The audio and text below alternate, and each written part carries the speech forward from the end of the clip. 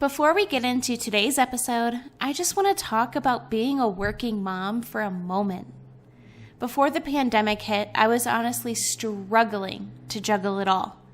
Getting up, getting ready, getting Milo up, getting him ready, getting both of us out the door, rushing to daycare, leaving him in the uncertain care of a stranger, then sitting in the stresses of rush hour traffic, paying for parking in the garage of my downtown high-rise office, skipping lunch, and then leaving early just to be able to pick him up from daycare on time.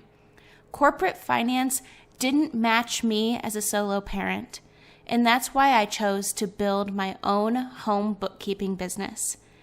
You might not be in the exact same situation, but whatever your need for flexibility is, I created the Home Bookkeeper Masterclass just for that. Professional and lifestyle flexibility. My course is now, for a limited time, being offered for only $99. In this course, I share everything I've learned about building and scaling my very own remote home bookkeeping practice. Enroll now at edjconsultinggroup.com under resources. Hello, wine moms, and welcome back to the Mommy Wines podcast. I am your host, as always, Emma Dawn, and in today's conversation, in today's podcast episode, I am speaking with Allie, and she is a mama who is also living in a small mountain town, just like me, but she's a little further north, our neighbors up top, Canada.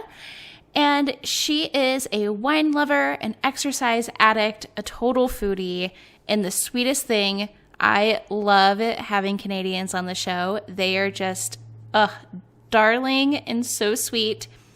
And she talks a lot about her birth experience that she went through during the pandemic. So go ahead, sit down, pour a glass of wine, give her a huge round of applause as I welcome Allie, or on Instagram, known as authentically Allie _. Go give her a follow and stay tuned for today's episode. We're back with another episode of Mommy Wines with your favorite wine mom, Emma Dawn. Tune in while she shares her motherhood experiences, introduces you to motivational and empowering special guests, and sips away your sins. In the Mommy Wines Confessional, mom life can sometimes get lonely and overwhelming, so she created this relatable, inclusive, and supportive space for us to be ourselves. Let loose, enjoy a glass of wine, and laugh. Get ready for today's episode. Here's Emma.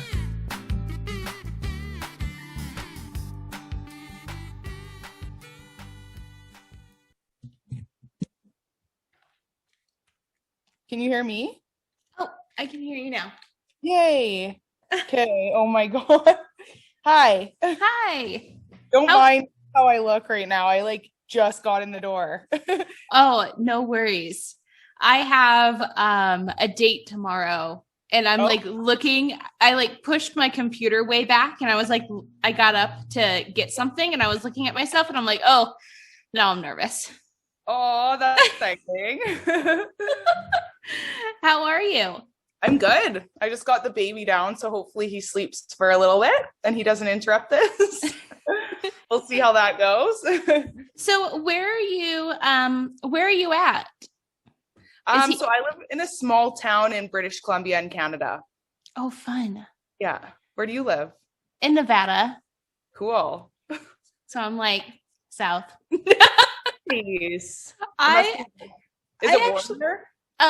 Yeah, it's been 50 degrees for the past few days. Nice. Which to me, 50 degrees is short. I sent my kid outside today with shorts and a t-shirt. That's so awesome. Yeah, it's actually pretty warm here for it being Canada. We still have snow, but it's been in the pluses, so that's nice. That's a bonus, especially with a new baby. Yeah. So you are a first-time mom. How old is your little boy, and how are you adjusting? He's 6 months old. He's almost 7 months old. It's definitely a roller coaster. Do you have any kids? I have one son, Milo. He's 4. Okay, nice. I heard it goes fast, so Yeah. I was just thinking about this the other day because he was just doing some pain in the ass thing. And I was like, man, I remember so much of like when he was a baby. And yeah. Oh, you? I Wow. started getting all of these like memory things on my Instagram stories. Oh, yeah. And it like shows me like, oh, on this day 2 years ago or on this day 4 years ago. And I was like, oh my God, like Milo at 4 months old. And there was this video I took of him on his little, he had this like pond, what do you call it? Like those like tummy time playmat things. Oh, And yeah. and it had this like arch that went over with like dingly toys and like firefly lights. It was really cute. It was all like pond themed. Aw. And he was making these ridiculously crazy noises. And I took a video of it and it showed up in my memories the other day. And I'm like, oh my God, I forgot about this. Like, you're not a pain in the ass. Like, you're so cute. That's what definitely social media is good for, is when you get all the like the memories pop up. I love it. Yeah, I've like tried multiple times to delete my Facebook because I always make this joke about how Facebook is like the Jerry Springer, but like Instagram's like the Oprah. Like Totally. I feel like you need Facebook to like do anything, like to sign up for certain stuff, or I know. like it's ridiculous. I don't really use Facebook as much anymore though. Instagram is where it's at for me. I might log into my Facebook or pull up the app like twice a week, I think, maybe a couple times a month. And I'll scroll through and it's like 5 seconds and I'm like, okay. But like I could sit on Instagram Reels. Yeah. But I was because I started or TikTok. I can like that's what I do. I'm like, sorry guys, this is my nightly Instagram real spam report. The next 5 slides of my Instagram story are gonna be reels that I think are funny. And it's like a thing, and I do it like almost every night. TikTok? I don't, but I feel like I don't even need TikTok because I see all of the TikToks on Instagram. I know my friend. Well, so the reels on Instagram are shorter though, because are they? Them up to a minute. And one of my friends just convinced me to get it a few weeks ago, and I'm like, no, I don't need another form of social media. But then I like got it, and now I'm just knees deep into it. It's ridiculous. I'm afraid of that. Like I'm on Instagram so much. It's like the only form of social media I use. And last year in April during COVID, my son and I launched an online e-commerce pet supply store for dogs. Oh, cool. And between the podcast and my personal account and like the pet stuff, and of course I need Facebook to do like shopping on Instagram. Yeah. I know, like, it gets to be so much. Man, I spend so much time on Instagram, but so do I. It's stupid. But I've seen people send me, like, they know I don't have TikTok. So if they see something that they're like, oh, this is hilarious, or Emma's gonna love this, like they'll send it to me. So I put most of my TikTok reels onto onto Instagram, but now Instagram and TikTok are kind of like battling it out because they're like in competition of each other. So if you upload a TikTok video to Instagram, it will be deprioritized by Instagram. So you have to like remove the watermark and stuff. So like now I have how do you do that? Oh my God. It's like this downloader that you Google. It's called like Snaptic, and you copy the link. It's just more work. And more then you download apps. that. Yeah. More you download ads. that and then you upload it to Instagram. Oh my God. Yeah. So learning all these things. I started the MW Wine Club, which is like a bi-weekly virtual wine tasting club, cocktails, fun. And I went to the store to pick up wine just like before our call, recording, podcast, whatever. And I was like, oh, I'm going to get like creative with reels. Like I'm going to try it out. Yeah. You normally definitely need lots of wine for that. normally I just post like really cute pictures of my kid, and we have a golden doodle because Milo begged me for a dog. Cute. So I'm like, oh yeah, like here's a picture of a book I'm reading, or here's my cute kid. But like I don't really get on Reels all that much. I'm trying, but I like did this. It's daunting.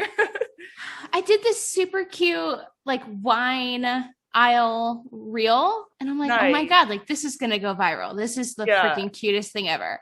And I put that song. I was listening to like the 90s hits on Spotify in my car. Nice. And what song was it? It was like If You're Not the One by like Daniel Bucka, whatever.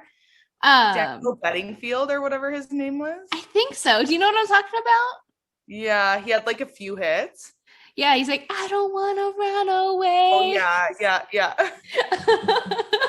But I'm like, oh my God, this is the like greatest song ever. I haven't heard this since like my, I don't even know, homecoming or something a long time ago. And I like put the music on it, and I like tagged a couple of like my wine friends, and I went to post, and it just had like the red circle, and it was like error posting, try again later. And I'm like, no. So I kept trying. It didn't work. So I closed out Instagram and reopened it, and then it was gone. And it wasn't even in my drafts anymore. It was just happened to me gone forever. And then you like so disappointed. I wanted to. And I'm like, this like, is the dumbest thing. Yeah, it takes so much time. So yeah, no, I know. I get it. It's kind of stupid, but apparently reels are the new thing. So like, I know. It's the new like way to engage, like because Instagram's prioritizing reels now. So which is I find is kind of annoying because Instagram, like their platform is pictures. Like I feel like they should just keep it to that and let TikTok do their thing, but yeah. Whatever. I kind of loved when Instagram launched the stories, because I'm like, oh, awesome. Because I am somebody who is like mono when it comes to social media. Yeah. I am like one and done. And I kind of like how Instagram is becoming this one-stop shop. But at the same time, it's like, what about all the original content? Like, totally. I am friends with some photographers who have been using Instagram, and they have been losing followers because they're photographers. So they post these gorgeous photos.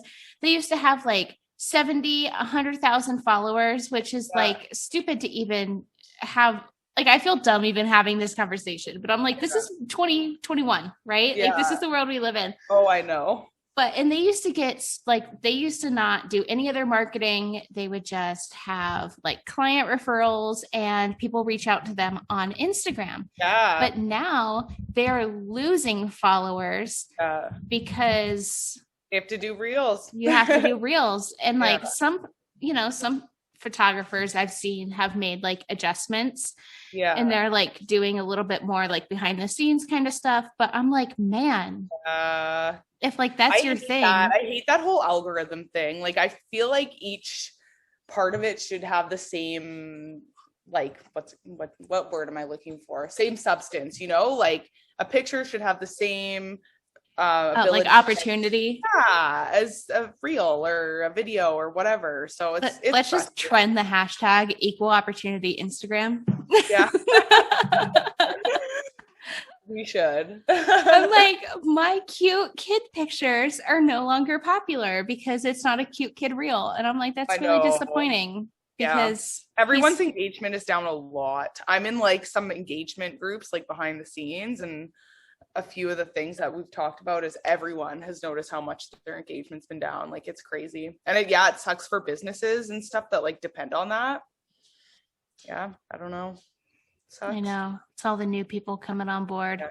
But that's the thing with social media, is that you have to be able to adapt, I guess. And now just like accept that things are always going to be changing probably, and gonna have to change with it. Definitely. That is true. Because, and that's one of the things, I wish my podcast was my full-time gig, but it's not. I am a I've been called, like my friend who does, he's my investment partner.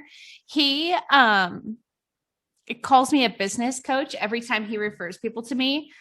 In reality, I'm just like a bookkeeper who like helps businesses grow and develop, but like my bread and butter. Vegas? Do you live by Vegas? No, I live in northern Nevada. Oh, okay. I should turn you around because I just like live in front of this mountain range. It's really pretty. Oh, wow. There's like the Ruby Mountains that separate hot Nevada and cold Nevada. Oh, okay. It's like how I explain it. Yeah. But yeah, like I've been teaching all of my like small businesses and like the clients that I work with. I'm like, you have to be adaptable. You have to be able to pivot. Like totally. COVID changed the way so many businesses work. Oh yeah. From like my dog groomers to landscapers. And they're like, well, you know, we're landscapers. We're outside. Like, how is COVID affecting us? And I'm like, because like nobody is getting a newspaper anymore. Like nobody's getting a phone book. Like they're not just going to call you up. Yeah, totally. Like the first thing people do is they go online to look for stuff. And like even online. Social media is like a search engine. Yeah. No, it's crazy. I know I've definitely spent a lot more time on social media and just realizing how important it is to have social media skills now because the world's within just this past year, the world's completely changed now. It's crazy. Yeah. So you were pregnant throughout COVID, weren't you? Yeah. Oh my gosh. Okay. My son is my one and only. I'm not having any more. And I had him like what seems like a million years ago. Yeah. So fill me in on what pregnant life was like through the pandemic. I have to say, so I was pregnant last January. So for a few months before it really hit, because it was like what, March or April when it got super, super serious with the whole COVID stuff last year. Was it the same in Canada as it was in the US? Definitely not as intense. Really? Lucky. No, and I live in such a small town that even when we've been on like strict lockdown, we've had pretty much no cases where I live. Like nice. I live in the best spot to have like for COVID, like to be in a pandemic. It was the same. I had a woman on from New Zealand and she said it was the same thing. Yeah. Like obviously people social distanced, they washed their hands. There was Purell stations everywhere. Yeah. But we can still go out and go for walks and hikes and stuff. So it's not like I live in like a city where I'm like stuck in an apartment, So like that would be awful. Part of it was manageable. Like my full-time job, I work for a municipality. And so when that first happened, I started working from home for like a month. But it was just like the initial shock of it, I think, for everyone. That was like really stressful. Like when it first happened, it was like, holy cow, we don't know. It was so many unknowns, right? Like, right. We don't know how COVID would affect a pregnant person. We didn't know exactly how bad COVID really was yet. Like, so it was pretty scary at first. I'm not going to lie. And I was about 4 months pregnant when like it really started, like shit started hitting the fan with it. Literally. Well, not actually. But, so it was crazy. I don't know. It was just intense. Like my mom's in a care home, so we weren't able to see her on and off for a long time. It was just like an emotional, crappy time for a lot of people, right? So yeah, it definitely was. Yeah. And like, so going back to being pregnant, I mean, like I had to go to all my doctor's appointments by myself and just taking all those like extra precautions. And I mean, which I'm not that type of person that gets that upset. Like I probably would have gone to a lot of my doctor's appointments alone anyways, but I know it really affected a lot of people and girls and stuff. And just to have that option, like a lot of dads want to go to those appointments, right? So yeah, it was interesting. I would imagine. Yeah. It's going to be a tale to tell the grandkids someday. Oh my gosh. I've been binge watching. So I watched one, a motorcycle just went by. I hope you couldn't hear it, but I did. You did? My microphone is like so good. It's like too good. I know. Which like I've edited some crazy stuff out of my podcast, like before they start recording, because now that I'm doing everything on Zoom, it automatically records as soon as I log in. But I try to log in at least a few minutes before the guest, because like I don't want them trying to like log in and not be there. Yeah, have them be like, oh, it's not working, I don't know what to do, or like, so I try to be like a little bit early. So did you start this podcast yourself? Yeah, I started it in 2018. Wow, good for you. So it's been super fun. But it's so nice I have my windows open. I forget that motorcycle totally distracted me. I don't even remember. Oh, we were talking about COVID and being pregnant during COVID. I did give birth during COVID still. That was interesting. Because I had a preemie, so. Oh, how early? My water broke at 34 weeks. So he was pretty early, like almost 6 weeks early. And the small town, I was just like, it had happened at like 2 a.m. I was sleeping. And all of a sudden I woke up to like wetness in my bed and I was like, oh God, that can't be good. And then I woke up the baby daddy and I was like, I think my water broke. And you know how guys are, he's like, no, you're like too early. There's no way. Just go back to bed. And I'm like, okay. So I went back to bed, just like the worst anxiety ever, of course. And I'm just like, And then I went pee and it was just like sploosh everywhere. The whole thing, like I was just like, hey, well, I'm definitely gonna go and probably like it was my first kid, so I had no idea what to expect. I thought it was gonna just drop out of me then and there because there's so much pressure. I was like, oh my God, is he coming right now? Like, what is going on? So we drove to the hospital. God, you would end up on one of those TLC shows. Oh my God, totally. And then so yeah, we zipped to the hospital. The hospital in our little small town is like we live really close to the hospital. It's like a 3-minute drive from us. So we got there. Lucky.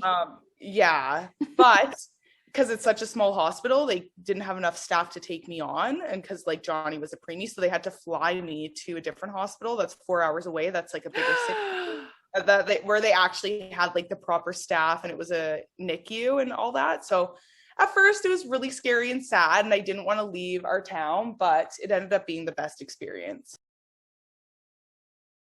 We need to take a short break to talk about my favorite wine company that gives back, and that's One Hope. I'm proud to say and celebrate that One Hope Wine has reached over $6 million in donations. That's crazy.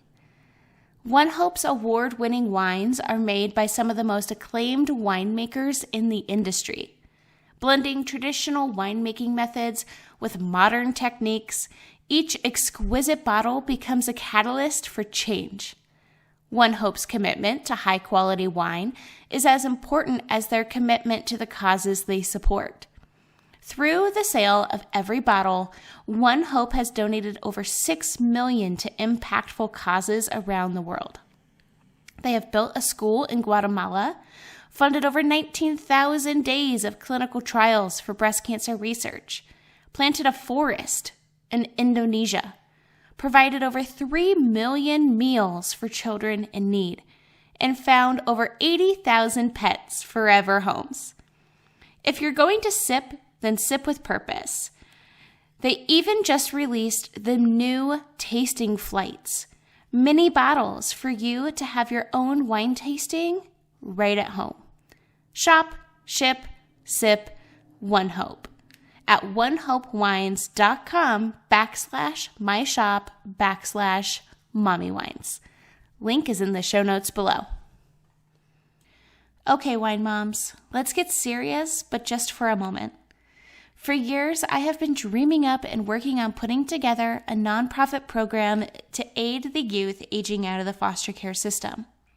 Recently, I submitted this idea to the heads of the Department of Child and Family Services here in my state, and thankfully, my program was approved. They saw an overwhelming need, and the Sterling Lives program is now moving forward. But to make this a reality, we will need more than the little bit of government funding allocated for these youth. Most of these youth aging out will face homelessness, addiction, incarceration, or worse. At best, many continue the cycle of negativity by entering into criminal organizations and gangs, or abusive relationships that result in unwanted pregnancies, poverty, unsafe work trades, leading to even more children entering the foster care system, and families living off government welfare. To break these chains and end the cycle, the Sterling Lives program is dedicated to helping aged-out youth transition into healthy, productive adults, granting youth eco-friendly and affordable housing, safe work opportunities with flexible schedules to prioritize mental health, education, and job training, all while boosting America's rural economy with sustainable, environmentally focused tourism. Ways you can help are by snagging up some MWP merch, drinking One Hope wine, and donating directly at the Sterling Lives GoFundMe. All links are in the show notes below. Fly? Like, did they let the dad fly? No, he drove. So he drove and he met me there, but I was in labor for like 4 days. Oh my God. So Shut up. it was horrible.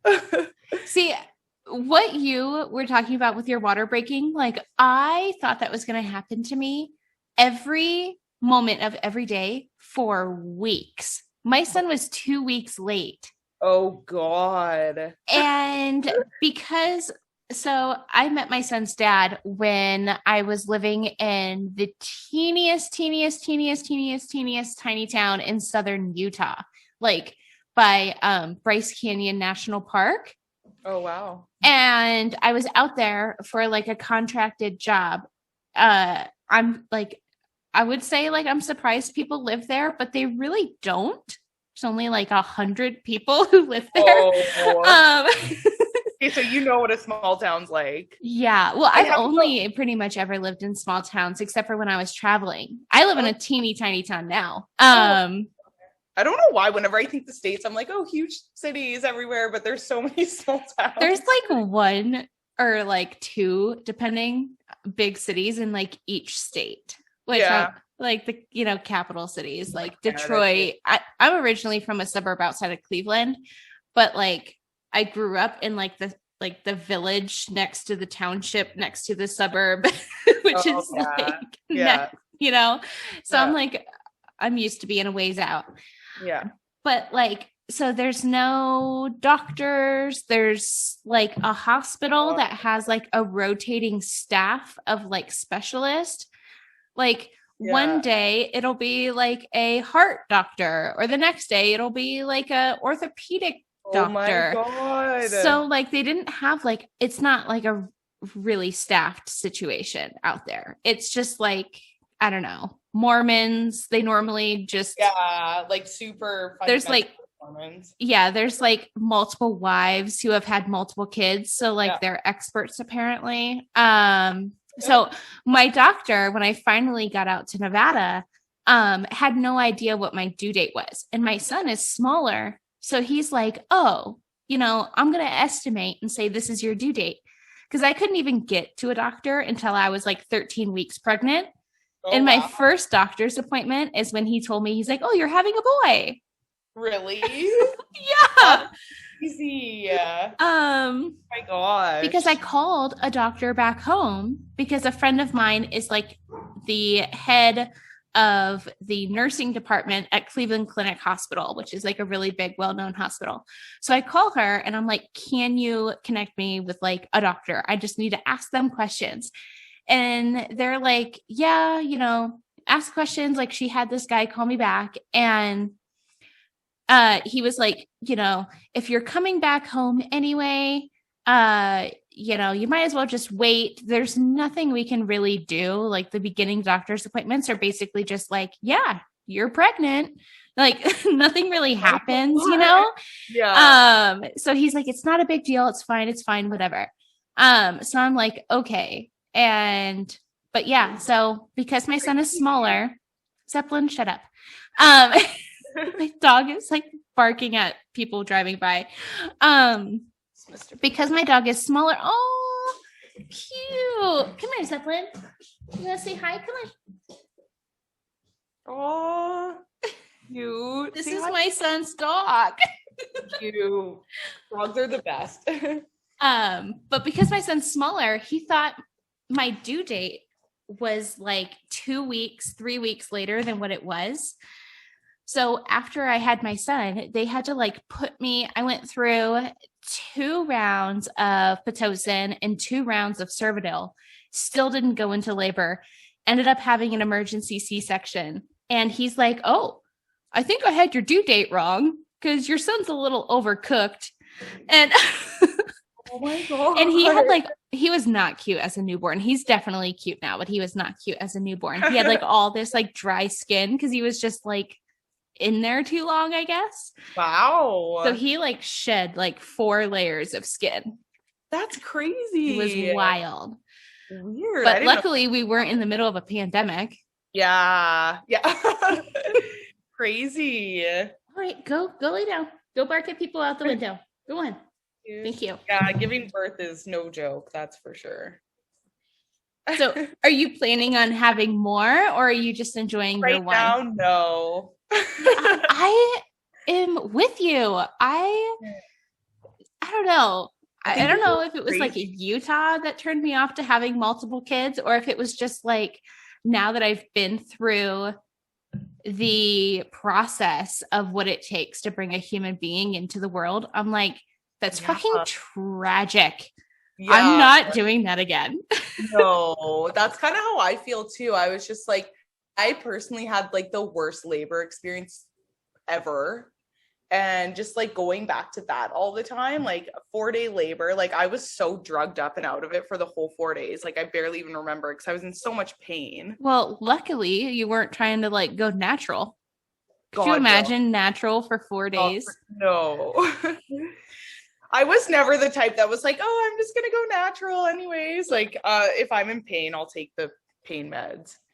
Even the doctor there, she was like, I'm so surprised when people like, I don't teach their own and if you don't, right? But she's like, I'm so surprised when like girls come in and they're just like dying of agony and they just refuse taking any pain medicine, because she's like, honestly, it does not affect the baby. Like it is fine. It will be okay. Just take the damn pain medicine, because if you're in pain, you're going to stress out the baby probably more than taking that was my thought process too.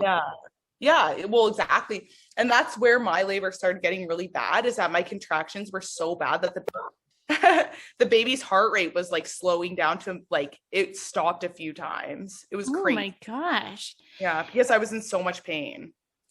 See, I am just an anxious person. And one of the things that like really just messes with my anxiety is pain. Like, yeah, I was in a car accident with my grandparents. So like from time to time, I have like pretty severe like back pain. Pregnancy was basically miserable for me. And I also have like a few, I would say like 6 to 10 migraines a year. Oh, I get migraines too. So I'm like, and it just stresses me out. Yeah. So it's like, why would I put myself through that again? Yeah. I actually, I had the epidural. And I suffered from a migraine for 2 weeks straight after. Did you know that's a thing? No. They can, like, if you get an epidural, they can apparently like a bubble can get mixed into it. And like, so there's like a bubble in your spine. And then, so you have this like ongoing migraine, and like the spinal fluid has to keep replenishing itself until it's like normal again, which takes like weeks or months. Like I've talked to people who had this migraine after they gave birth for months. They couldn't even sit up. So, and the shitty thing with these migraines is that like Advil and Tylenol doesn't help because it's such a special migraine. Like, yeah. Oh my God, my face right now. Oh my God, it was horrible. And the crazy thing is with like, it's called I think a dermal migraine, but when you lay down, like, so when I was sleeping, I wouldn't feel it at all. Like my head was awesome, like nothing, but it's literally the minute you stand up, your head is like on fire. It's crazy. Oh, so I had that for the first 2 weeks after Johnny was born too. And it was horrible. Oh my God, that's miserable. It was horrible, but like we were staying at this like really nice mansion, like a block away from the hospital, that was like funded by like a society, like for people that are out of town that have family in the hospital, like us, because we had Johnny there. So we were staying there. So like we'd have to walk back and forth. I'd have to like bring him my pump milk, walk back and forth all day. And so yeah, dealing with that with mixed in with a migraine was just pretty shitty, but we made it through. Aw, your dog is so cute. He is the best. Johnny. What kind of dog is that? He's a Pomeranian. Oh my gosh, he's so cute. He's so fluffy. Yeah, he's getting a trim. I'm saving that clip. I'm gonna put it on Instagram. Yeah. So all of my labor, I never had a single cramp, nothing. All of my pain and all of my contractions even were in my back. And the way same actually. Oh, the way Milo was situated, they tried to give me an epidural, I think probably 2-3 times. It would last like a half an hour. And then Milo would kick it out of place. Oh, wow. So it was awful. Oh, that sucks. So I would like have like maybe 20-30 minutes of relief. I would like fall asleep instantly, just like zonked out, unconscious. And then it would like, he would move and it would, cause like, I don't know, my back, the doctor like was like, I don't know if it's going to work because there's some like spinal damage that I have. So it was like hard for them to even get the epidural in. Yeah. It was just a disaster. The entire situation from pregnancy to like delivery was like awful. And I'm like, oh my God, like, no, I can't. I know. I feel like when you have those like situations, you're like, yeah. I mean, girls who are like, oh, I had the best pregnancy, best birth. Like, I can't wait to have more. It's like, well, yeah, you also had that experience, but I had like pregnancy, like Kourtney Kardashian. Oh my God. Oh my God. I love being pregnant. Yeah, exactly.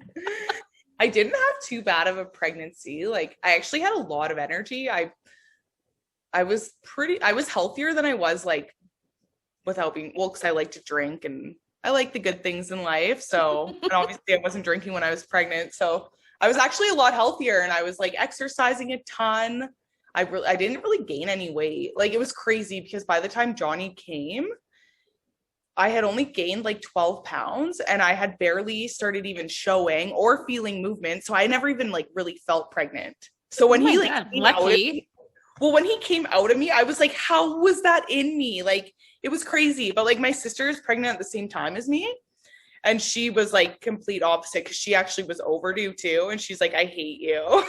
Because I missed like the last month of where I would have just like, you know, gotten big, felt him move and all that. So, oh my God. It's just kind of sad though. I mean, like that last month was kind of yeah. No, you're lucky. That last month is fucking misery every moment of every day. And it would have been August for me. So I would have been dying of sweat. So, I mean, in a way, I'm definitely like, there are pros of him coming early, but I still missed out on that. And I mean, you never really want a preemie baby. So, well, how is he? Is he thriving? He's so good. He is hilarious. Aww. He is like such a good little baby. He sleeps through the night normally. Like I'd say 5 out of 7 nights a week, he sleeps like at least 10 hours straight.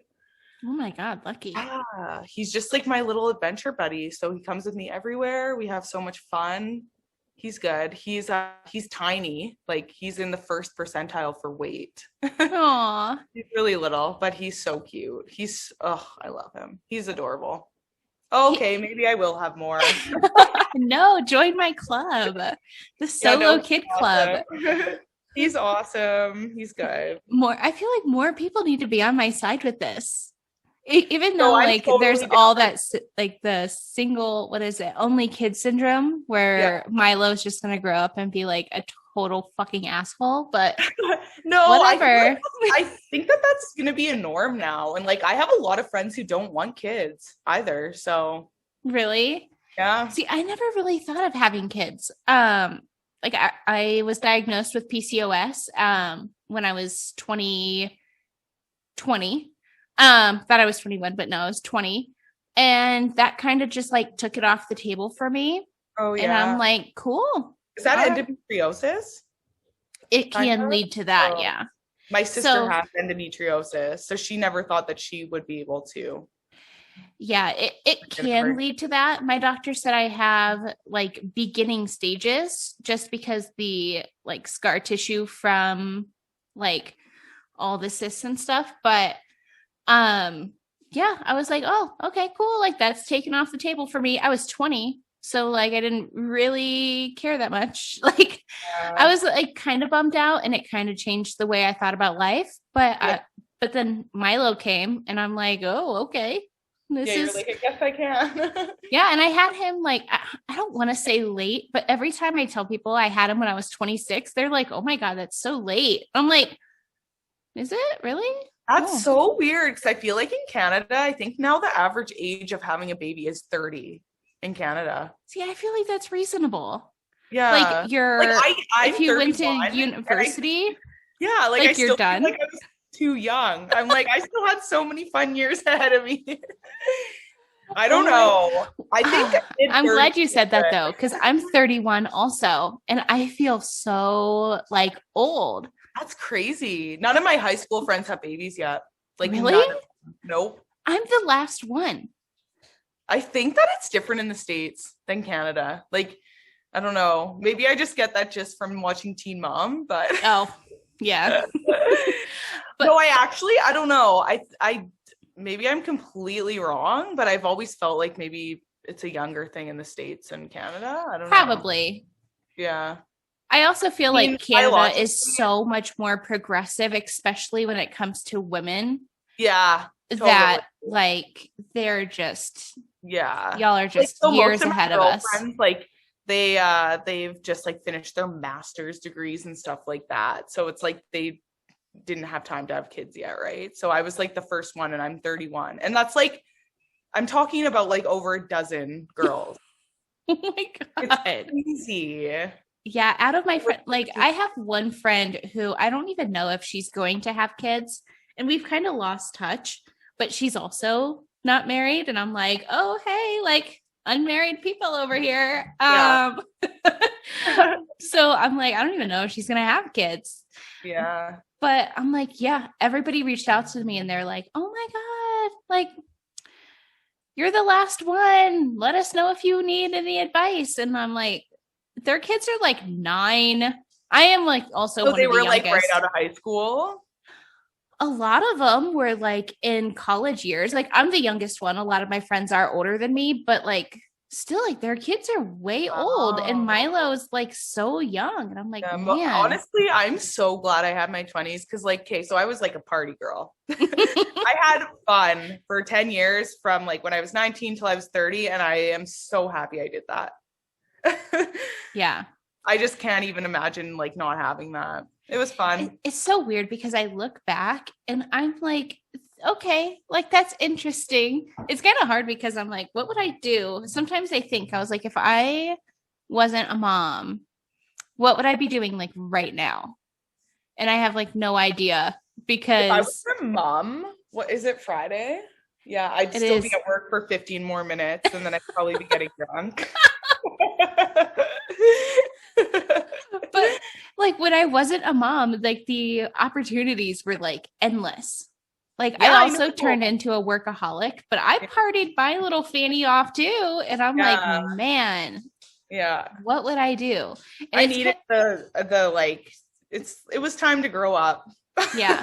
I'm glad I had that, because like, I don't know. The same shit, different outhouse all the time. Especially in a small town. It's like, it's fun, but it's like, hey, you're going to the same person's house every weekend. You're doing the same stuff. And it's like, sometimes it's good to grow up, but it's definitely a new life. That's for sure. Yeah. I look back and I'm like, I'm glad I'm not that person anymore, but I'm glad I was that person. Me too. And sometimes I miss it, but like we still have a lot of fun, right? Like right now I'm drinking some gin. Are you? Yeah. I was doing a podcast sober. I'm just kidding. I would. I should crack a bottle. Yeah, it's not all gin. It's like a good double. I was thinking because I was looking up these like wine cocktails because I'm like, well, I can't just drink wine all the time. Summer's coming. Like, you got to have cocktails for summertime. Do you guys have good wineries there? Probably not. Hey, you probably get it from like California. Yeah, California. Yeah. But I'm only 300 miles away from California, so I'm not that far. Yeah. I feel like if I was still in Ohio, people would be like, oh my God, 300 miles? That's like more than 20 minutes. So of course we're not going. But now that I live out west, everything is bigger. Yeah. 300 miles. I'm like, oh, I could make a day trip out of it. It's like going to Target. Yeah. I know. I used to live in Vancouver, and it's so funny how like now living in a small town, all the little small towns outside of us that are like 5 minutes or 10 minutes away, it's like they're so far. But when you live in a big city, it's like that's just life every day. I don't know. It's kind of hard to think about because I lived in a city for a minute and I'm like glad to be out of it. But now I was like, I'm glad too. It's kind of hard to get stuff out where I am. So I was looking at cocktail recipes for the wine club. And one of the cocktail recipes was white grapefruit juice, white wine, like a Pinot Grigio or a Moscato, and gin, and a couple other things. And I was like, ooh, that sounds good. Like shake it up, pour it over some ice, and like put like mint in there. Like make a little mojito type situation. I'm like, wine drink, like specialty wine drink, sangria. Well, I live close to the Okanagan, which is like also wine country. I don't know if you've ever had BC wine. I haven't, but no, I wonder if they sell them in the States. They're so good. Really? Yeah. Oh, I want to try some. They're like my fave, but it's probably because I also like grew up on them. Me and Milo, we have been tossing around the idea of what we want to do this summer. And I'm thinking my goal is to do 5 national parks. And one of them, I have to get a new passport for me and a passport for him. But I want to go to Banff. Is that how you say it? Yeah. Because like I was even like looking at property out like in Kelowna. And I'm like, I live 4 hours from there. Freaking live there like in a second. Because I love where I live. Nice. So that's wine country. Is it really? Yeah. See, I don't hate that. Like now I kind of want to move there more because I love where I live now because the weather is dry. It's cooler. In the summer, it can get really hot, but like typically the weather's a bit cooler and there's mountains everywhere, but it's brown. Everything is brown. It's like the desert, obviously, because it's Nevada. But I'm like, man, if I could live here, but have everything be green. Yeah. I'm like, that would be ideal. See, I feel like I have so many allergies to like florals and mold. Like I would probably die. But I'm like, ooh, Kelowna, because I am like all about mountains. I'm all about lake life. Oh, Kelowna, camping, nice. Outdoor stuff. I'm like, yes. Yeah, come visit. I'm sure they have Airbnbs. Maybe we'll stay in an Airbnb. Yeah. No, it's so awesome up here. If you come, I'm down for it. Let us know. I will for sure. That would be awesome. And I have Zeppelin registered as an ESA, so she goes wherever we go. Oh, nice. We were even considering like just selling all of our crap and like because I've been trying to find land to build a house and I am like struggling hard because everything is being bought up right now. So I'm like, the house plans are done, builders are ready to go and get everything set up, but like I can't like find a place for them to put it, you know? Oh, wow. So I'm like, you know what? I'm getting really sick of this. I was like, Milo, what do you think about selling all of our crap? Because we're watching Men in Kilts on Stars. Yeah. It's the like Scottish road trip show with the people from Outlander. Oh yeah. And I'm like, what do you think about selling all of our crap and like just living in an RV until we like figure out where the hell we want to live? And I'm like, and at that point we can just like travel full time. We don't have to stay stationary. It has wheels. We can go anywhere we want to go. And he was like, yeah, let's do it. And he has like not let that idea go. He is like all about it. And I'm like, we could totally drive to Canada. Yeah, totally. Is real estate expensive where you live? It's not that expensive, but like we are kind of just in this really like sustainable, smaller living. So we're looking, like people are like, oh, why don't you just buy a house? And I'm like, because I really like this A-frame eco-friendly cabin. Like, Yeah. it's just finding a place to put it is like the pain in the ass part. Yeah. But Okay. it's like even the property that's out here, like even regular houses that are just on the market for sale, they're only on the market for like a couple days and then they're gone. Wow. Yeah. Crazy. So it's like if you see something What's you like like, the you average better house cost? buy it that day. Yeah. What does the average house cost there? Around where I am, it's between like 250, 500. Okay. So it's not that bad. That's pretty like similar to ours. Yeah. I know I was looking at Zillow. I was looking, I'm like, yeah, I know. I was on Zillow this morning. I actually live in like one of the most affordable places like in Canada, I'm pretty sure. Cause like it's funny because I actually live like really close to a smelter. Like my view is like a smokestack. Really? Oh, like of mining? Yeah, it does like, yeah, it's a mining. That's what we have here. People are, because like I was talking to a friend of mine there. She's like, oh yeah, like there's so much mining up there. And I'm like, we live in Elko, Nevada. Like, what the hell do you think everybody does around here? Same Yeah. damn thing. Oh my gosh, that's funny. It's funny because this is the Silver State. It's like their motto, like, welcome to Nevada, the Silver State. But like all they do is mine for gold. That's so weird. I'm like, what? You should probably change your slogan, you know? Oh my gosh. I haven't been, well, I went to Vegas like almost 10 years ago now. That's the only time I've been to Nevada. I lived in Vegas for 2.5 years before I went to Southern Utah and met my son's dad. And yeah, I only go back to use the airport. Yeah. It's a little much. It is a little much. I don't know. I was never like a Vegas person. I moved there because I thought I was going to be a flight attendant, but I'm a big old chicken shit and got scared and backed out. And then I was just like stuck there because I had moved there. So I was like, oh my God, I better get a job. So I started working at Planet Hollywood and just ended up living there for 2 years. And I'm like, oh, okay. That was probably fun though. It was pretty fun. I got a Vespa. Wow. Because Did you live like on the drag? No, kind of. I lived 2 blocks north, I think, of the Palms Hotel. Oh yeah. Okay, so cool. It wasn't very far. Like it was far to walk because all the blocks are really big because the buildings are really big. Oh, okay. So like when you're walking, you think like, oh, it's just a block. It's just 2 blocks. Like I looked at the map, it's just 2 blocks. But like if you're in LA or New York City, the blocks are like half the size or a fourth of the size, I guess, because there's 4 corners.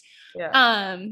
So like looking at it, it's like, oh, it's 2 blocks, but like you walk it and you're like, it's actually massive. Dying. Aww.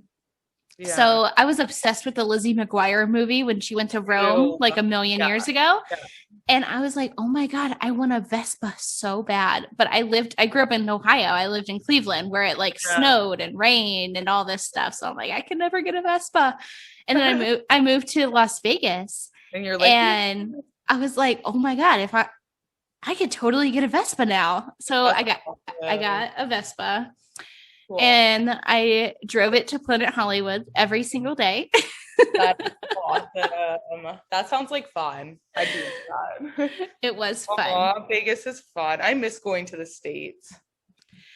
Soon. Well, we were just told we're having a maskless 4th of July, which is like our Independence Day. Yeah. So I was down there for Independence Day a few years ago. I was in San Diego. That was fun. Oh, that would be fun. Yeah. I love San Diego. So hopefully COVID will be over or managed. Right now, I feel like everybody's kind of over it, but like there was like the whole part of like, oh, panic. Oh, what are we going to do? We're all going to die like zombies. And then it was like, okay, like this is annoying. And now people are like kind of, I think a year later, starting to logically think about it and like manage it a little bit better. So I'm like, now that everybody's kind of on board and they had their year-long freak out, we might get our lives back. Vaccinated. I think we'll be good. I hope. Hopefully. Hey, wine moms. I'm sure you've already heard, but the MW Wine Club is a virtual happy hour, and it's here. Not here on the podcast, but here in the world. It is something that is happening over on IG. This is a virtual happy hour where I go live on Instagram with real wine industry professionals. I try new sips. We host giveaways and we play games and contests. And I also create delectable cocktails. And most importantly, I connect with all of you. Best part is it's absolutely free and you get to engage from the comforts of home. Get insider wine tips in your sweats. What's better than that? I don't know. Nothing. I can't think of anything. All events and details are listed at themommywines.com under the events page. Go check it out and find me on live. As many of you know, finance is my profession when I'm not here laughing, sipping, and chatting with all of you. I have over a decade of financial industry experience, and financial wellness is such a passion of mine. Like many things in the world, finances tend to look a little differently for women, even in today's generation.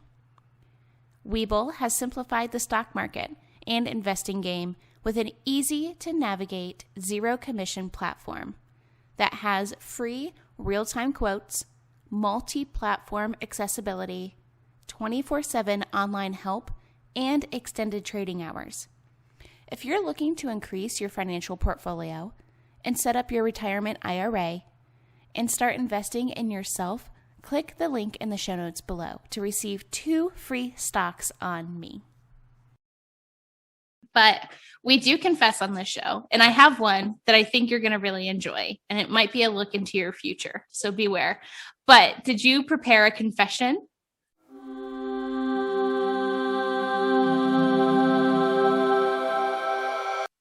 No, I should have though. Oh God, should I confess? What's the first thing you think of? Oh God. It could be a mommy confession. It could be from a confession from the past. Oh, well, I'm not ashamed of this. Well, I just started antidepressants and anti-anxiety pills last week. Are you on sertraline? Because that's what they put me on when I had Milo. Are they little yellow pills? Maybe. Mine weren't yellow. Okay. I think mine were blue. They make me really tired. Like the whole past week, I've just wanted to like pass the frick out like all day. But I have hope that they'll make me happier and less anxious. So we'll see. Hopefully.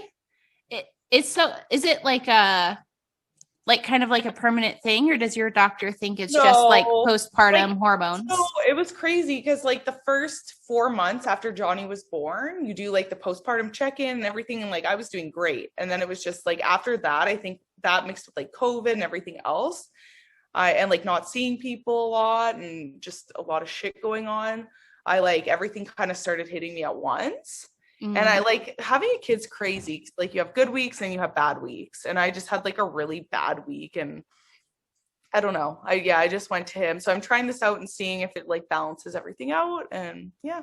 Hopefully it does. I kind of wish I was a pharmaceutical sales rep right now, because I bet antidepressants are totally making a lot of money during COVID. Yep. But I got to tell somebody this, because I was telling a friend of mine and she's like, if you don't share that on the next podcast, she's like, I'm going to be really disappointed in you. So my son is 4 and we've been potty training for like 2 years now. It's going horribly, miserably, obviously, because it's taking 2 years. Absolutely refuses to potty train, but his little potty folds down into like a step stool. So he's supposed to like, obviously go potty, push it down, which is like training a boy to like put the lid down. And then he can like use that to get up and to play with or wash his hands. But all he does is play in the water at the sink. So he always tells me, he's like, Mommy, I'm going to go potty, which basically is his like lie of being like, I want to play in the water. Oh my God. I'm putting dishes away in my kitchen. I'm in my kitchen right now. So my dishwasher's over there. And I'm putting my dishes away and he's in the bathroom over there. And I can hear him splashing around, like having a great time. And he's like, nummy water. Oh, like, God. Why is he drinking the water? I'm assuming he's like putting it in his hand and drinking it because that's what he does in the shower. Yeah. So I'm like, okay, like just drink all the water. And I'm like, hopefully it'll make you have to pee and we can try this potty training thing again.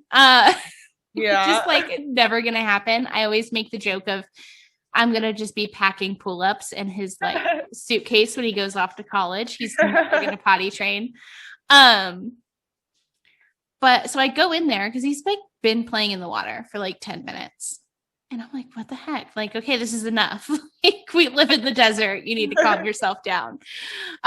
Whales are dying and whatnot.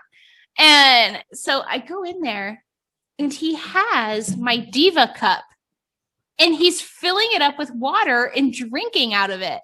Oh my God. Like, this is disgusting. That's actually so funny though, but gross. I died inside.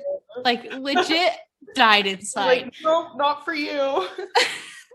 Oh my God. I took it from him and I set it back on the little tray on the counter because I'm like, I'm a single woman. It's just me and my 4-year-old. So like, I just put it on a soap dish if I'm not using it. Yeah. And I'm like, nobody's going to see it. But he's in there and he's filling it up with water and he's drinking out of it. And I'm like, oh my God. So I like shut the water off, take him out. I like shut the bathroom door and I like go in my room because I'm like, I don't want him to think he's doing anything bad because I'm like, he has all like, I feel like I'm so bad at this potty training situation. So like, I don't want to scare him from the bathroom any more than I already did. So I like took him out, put him in front of cartoons, went in my bedroom, shut the door, and just sat on the floor, crying for like 15 minutes. That is hilarious. I'm like, oh my God. Oh my God. Don't ever tell him that. Oh no. I'm going to tell him when he's like 16. That's hilarious. And I have all these podcasts for reference. So yeah, exactly. That's awesome. Aw. People ask me, they're like, don't you think he's ever going to get embarrassed? Because a lot of like my mommy confessions, if it's like a mommy related confession, people are like, oh, aren't you worried that he's going to like get upset? And I'm like, he gets half of anything my podcast makes. So yeah, exactly. If he's that upset about it, I'll just take that 50% back. Yeah, totally. That's awesome. Oh my gosh. Well, it's already 4:00. Yeah. Well, I love chatting with you. Yeah, thank you so much for being my guest. Share with everybody where they can find you online and on social media. So my Instagram and TikTok are both the same handles. So it's authentically Allie _ for both of them. Fun. Yeah. And what kind of stuff do you post over there? Because I stalk all the cool people on Instagram. That's where I find all my guests. So I already know. I feel like most of what I post is like day to day, but a lot of venturing because we like to hike and get outside a lot. We like food, a little bit of exercising. It's kind of just like all over the map. Nice. All over the map. Yeah. But mostly adventures.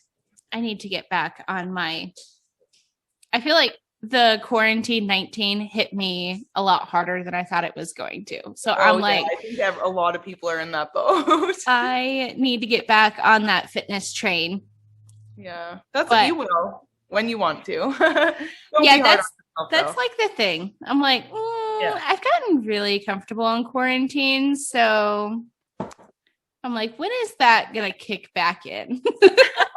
That's okay. Like, maybe Yeah, maybe when I start seeing people again and things open. Totally. I'm like, I also have a friend in town, and she's like a fitness coach, and she's like, wow.